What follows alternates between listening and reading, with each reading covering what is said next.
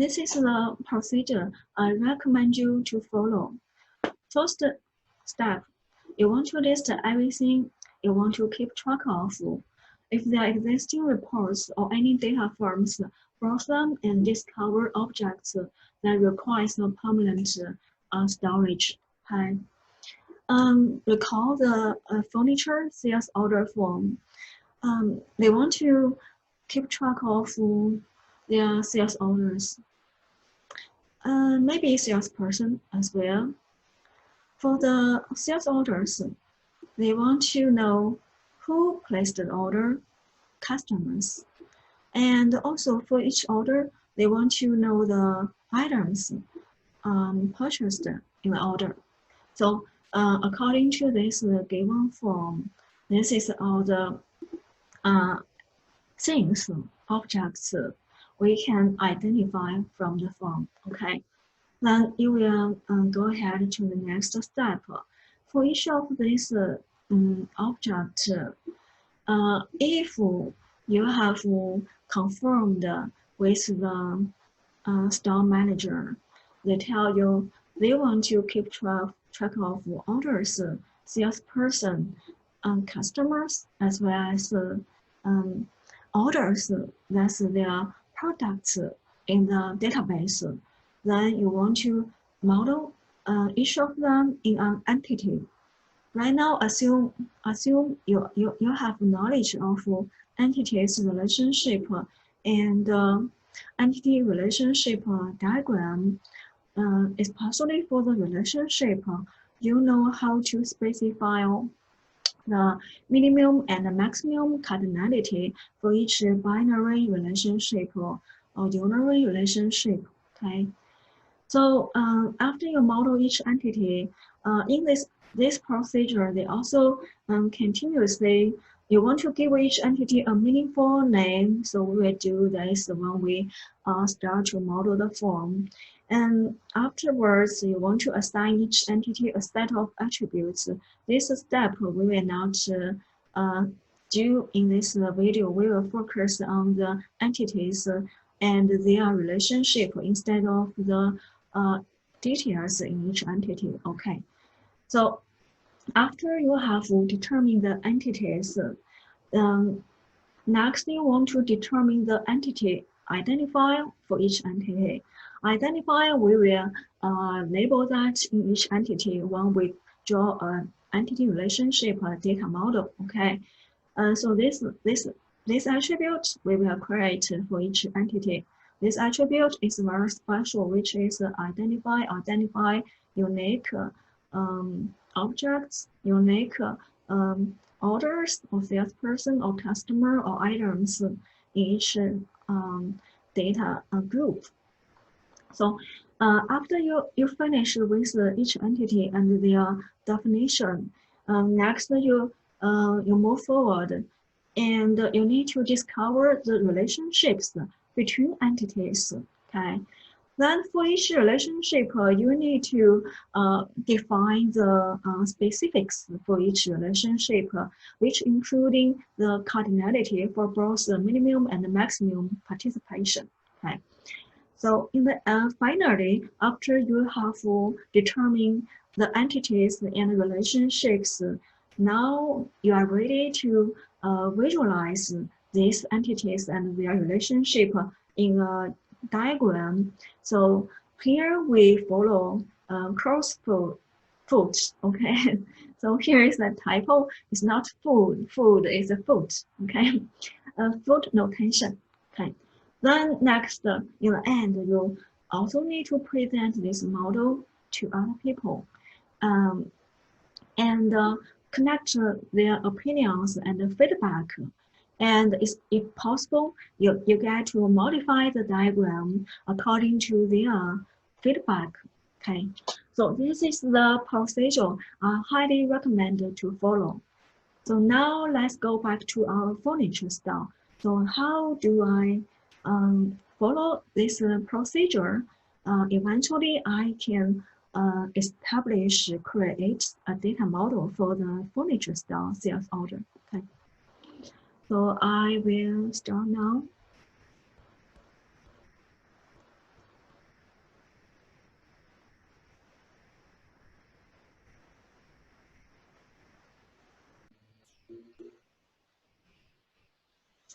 Okay. The first step, we want to discover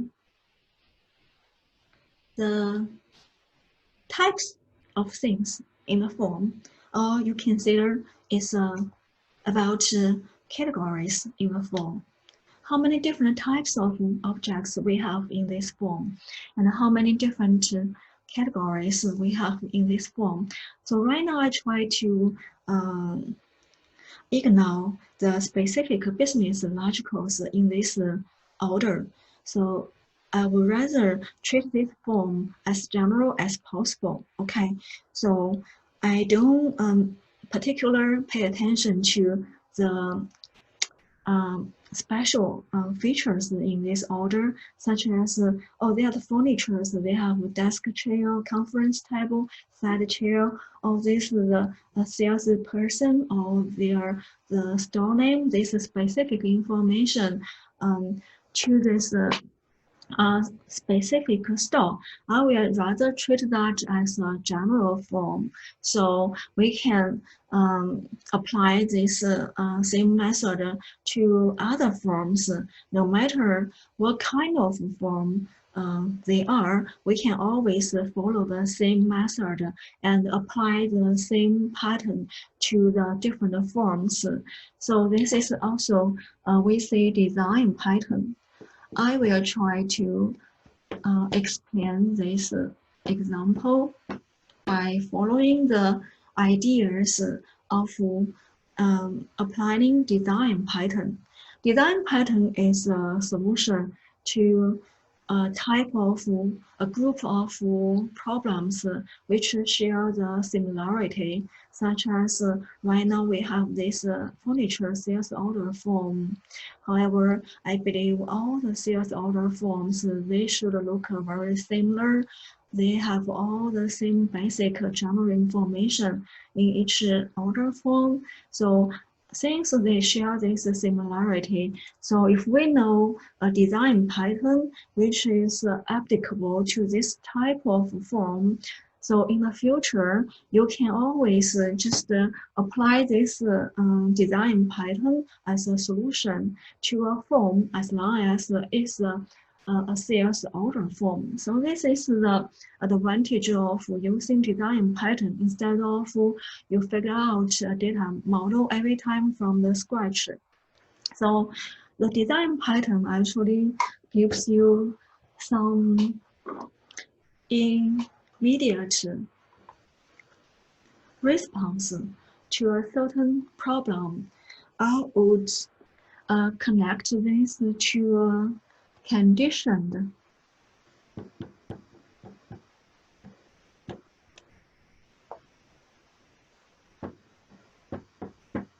reflex. This is what I want to use as a manager. So when you say this sales order, then you will have a conditioned reflex immediately. Then the corresponding the associated design pattern for this type of sales order form should appear in your mind immediately. You don't even need to think about only 1 second, you know the data model corresponding to this type of sales model. So study design pattern, then the effect should be you gain this conditional reflex once you see an order similar to this furniture sales order form. You have a data model immediately come out and without thinking anything. This is a conditional reflex. Okay. So now let's start it. So here I mentioned I try to ignore the business logicals in this given form, treat this as a general type of sales form. So first you want to discover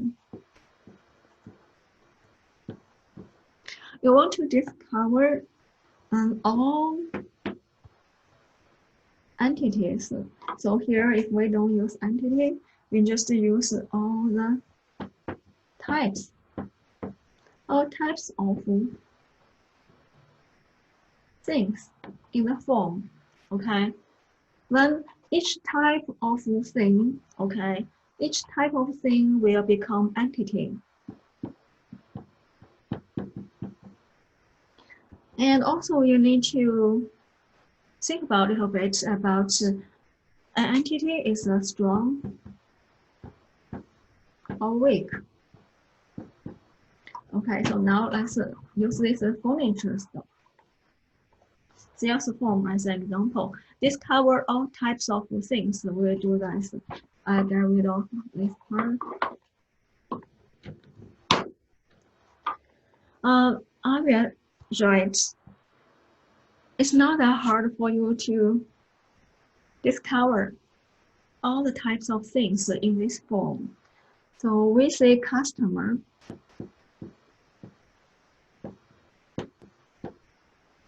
Customer. We say order. Order is a focus of this form.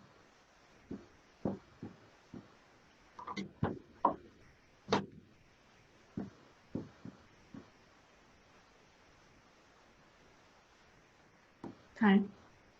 Also, you say salesperson.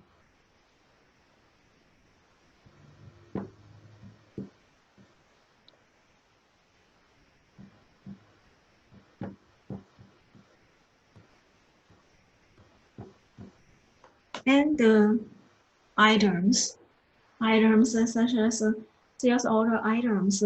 This section on the form, they have 4 items listed, one after the other, including desk chair, conference table, side chair, and so on.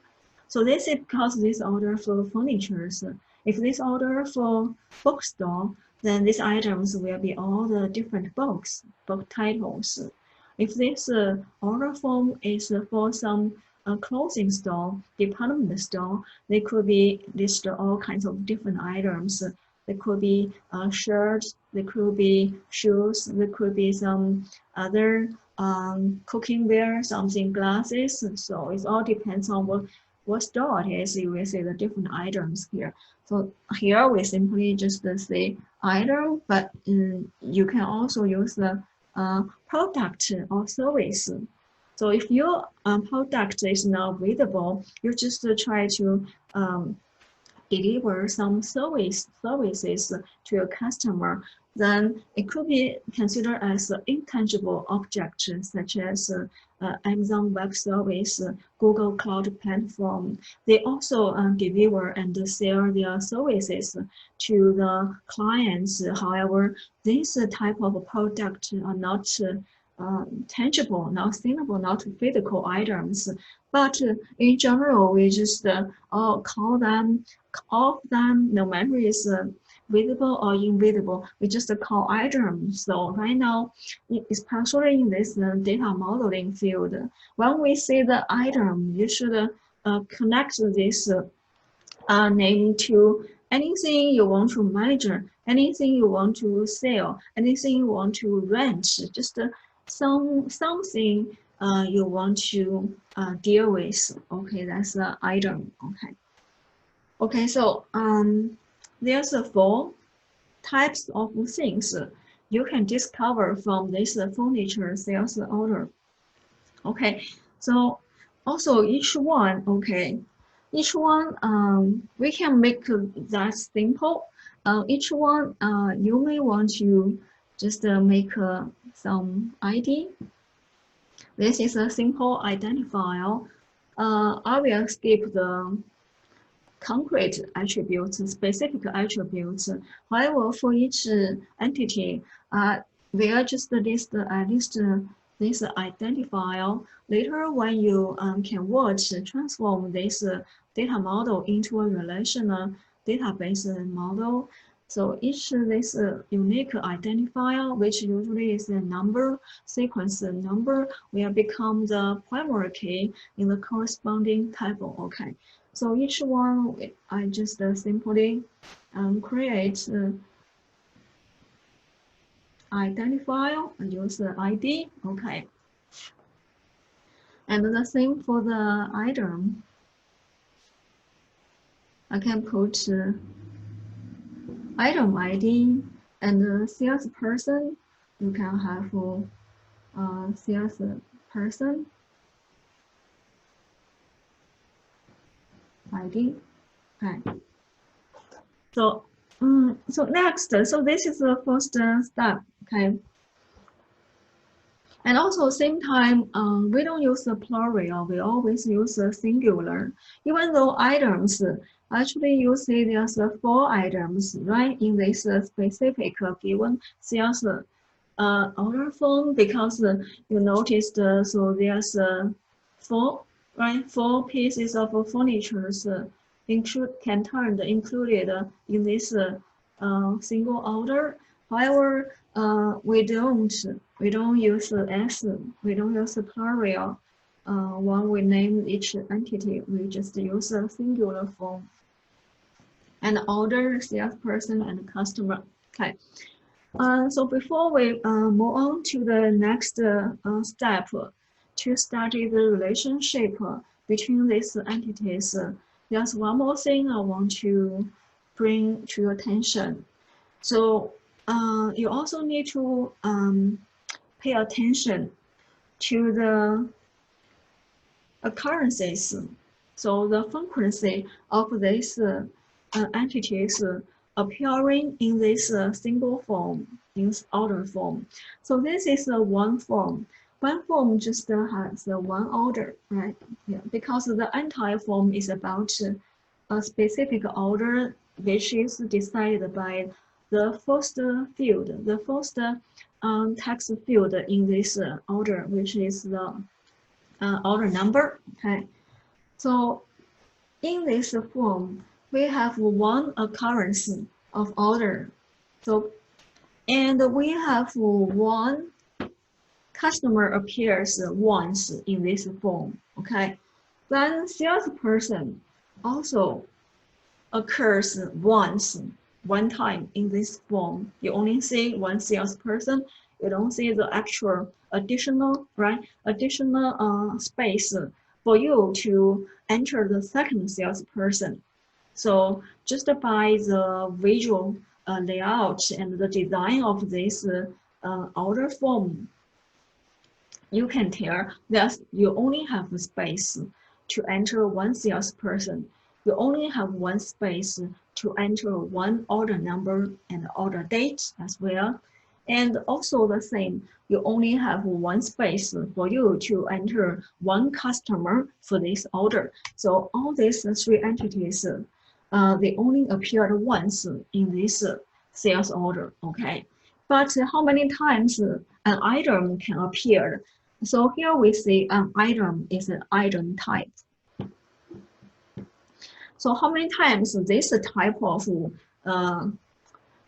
entity can appear in this single order form? You see we have 4 specific items in this one order form. So right now you can see actually by this you can we can go to the next step to determine the relationship between these 4 entities. Okay, so we keep this number here. So now let's decide the relationship. Okay, when you design relationship, because this is the data model, it's about conceptual. You don't want to like jump, go over the further to jump to and include the more details. You only want to include the direct relationship. You only want to include define the direct relationship. You don't want to discover the hidden relationship, which is not direct between 2 entities. Okay, so we only discover direct relationship.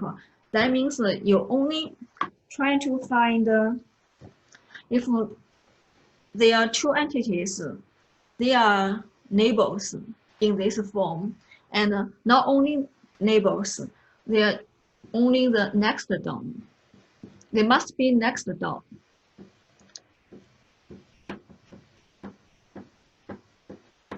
Next door neighbors. So you don't want to bother to discover relationship between two entities. They are two doors away or further. You only try to find a relationship between two neighbors. They are next to each other. Okay, so you only want to find this kind of relationship. Okay, then according to this one order, right? So according to the sections, how these different parts divided in this sales order, they divided into 4 sections from top to bottom. The first section has the sales order and the salesperson. The following section is about customer. Then next, the section is about sales items, sales order line items. Then the last section is about the cost, the total of the sales order. Okay, so by these 4 sections,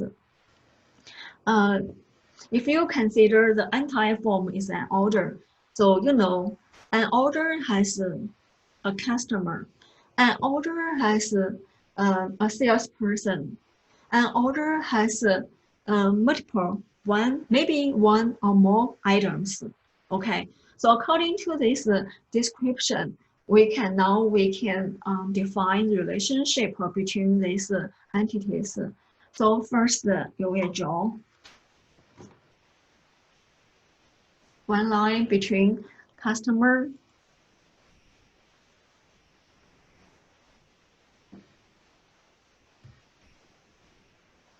and order. Okay, customer to order.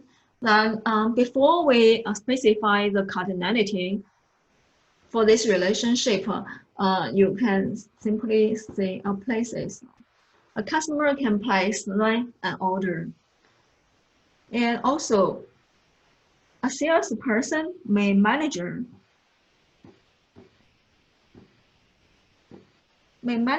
order.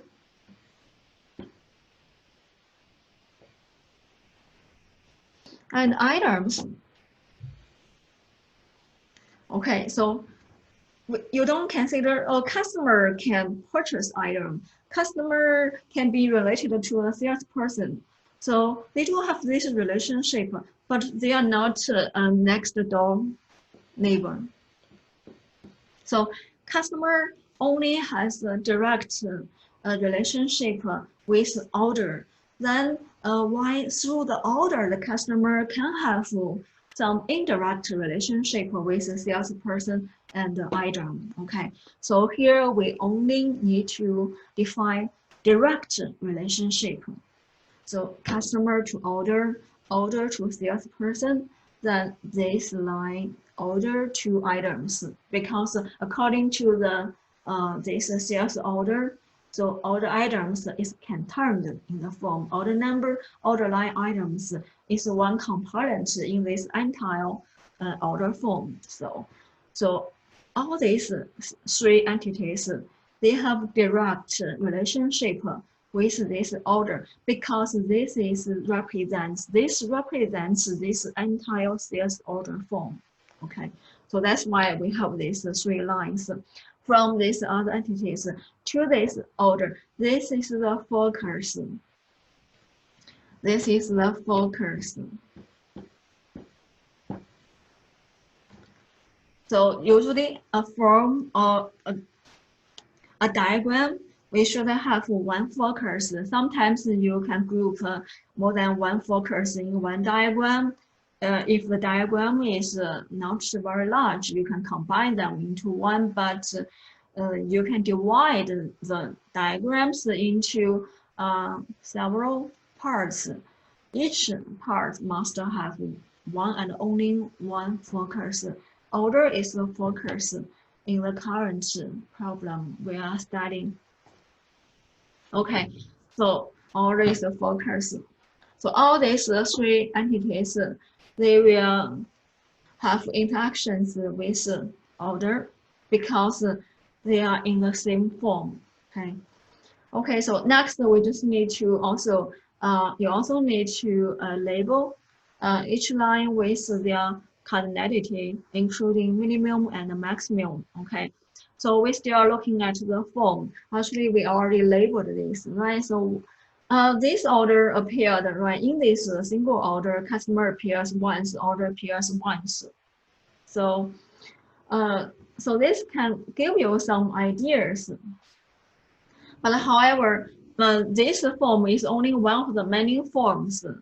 So if we have 100 sales forms so far for the store, then a customer, just according to the common sense, by the common sense, of course, the customer can repeat, yeah, placing orders.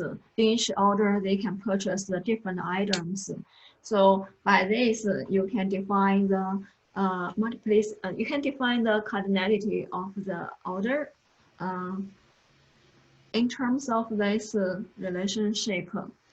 Then a customer can place many, here we use the cross-put notation, okay? A customer can place many, so we use the cross-put. And so this is the maximum, but is there any low limit? In terms of the number of orders a customer is allowed to place in this furniture store. And is there any low limit? No. So we will here I will assume a customer don't have to place any order before we want to write this customer into our database. Okay, so I will just put optional participation. And then we need to design the cardinality for the customer side. An order, right, according to this given form, an order must be placed by a customer. Yeah, so this is for sure. And how many customer can place this order concurrently? The same order, one customer. This is also based on the common sense. So this is my assumption here. Okay, so here this is the in general this type of relationship. You know, this is one-to-many type of relationship, one-to-many, because one customer, many orders in general. So also we can do this for the line between from order to salesperson. Now I just go quickly. So an order, so here according to my assumption, I will believe an order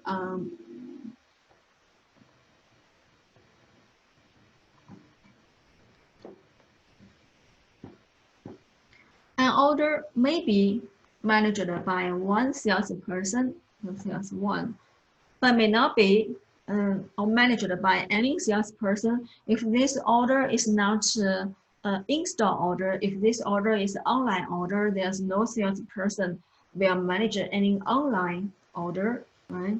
So in that case, so salesperson participation will be optional. Okay, optional. For the order, a salesperson may not manage any order, but maybe many. Okay. Yeah, it's not very easy to draw in this in the settings I'm doing for this video. So in the future, I hope I will find better settings. I have to purchase some equipment that I can do better. This is not very easy to see. So this one is similar. It also gives us second one-to-many relationship.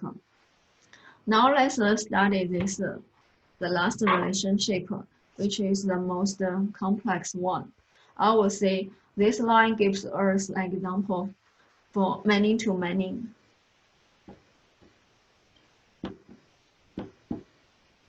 Many-to-many. Why?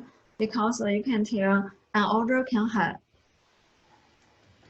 can have many items by this given form. They can have many items. And an order, how many items are listed? We should have in an order, we have one, because if you don't purchase anything, you will not make any place any order. So assuming this is a one or many, okay. Then for the order side, okay, so here, this item is a general product. You know, the different customers, they can purchase the same items, right? They can purchase the same items. And on the other hand, if this product is new in your store, you haven't started to sell it, you just include this item into your database, this item table. However, there's no order has been produced, created for purchasing this new item, brand new item. So this item may not be included in any order. In that case, it could be optional inside. And also the same product, like this here, desk chair in this example order. Desk chair may be purchased by this customer, Kelly, and maybe the different customer, Alice, will also purchase this same item in a different order. So the same item can go to many order. Okay. However, this one can say both ends there are many. So this gives us many-to-many relationship. And if you want to name it, there'll be has, right? Order has items. Okay. Okay, so far I think we have already finished this relationship and their cardinality. Okay. So next, we almost done if we consider this is the ER model, data model. However, right now the anti-relationship data model, most of them you will see they are EER model. The first thing is the enhanced entity relationship model. Okay, so in enhanced relationship entity relationship model, you don't have to change anything for this one-to-many or one-to-one relationship. We also have the third type of one-to-one, which is not in this specific data model. So for one-to-many and one-to-one relationships, you don't have to change anything if you want to do this in an enhanced entity relationship model. However, in an enhanced ER diagram model, we have to do something additional for this many-to-many type of relationship. Okay, so the following part I will focus these two entities and their relationship. I will skip this to one-to-many. Okay, we only look into this part, item, order, and their many-to-many relationship. We take that as the focus for the following discussion. So I will erase everything.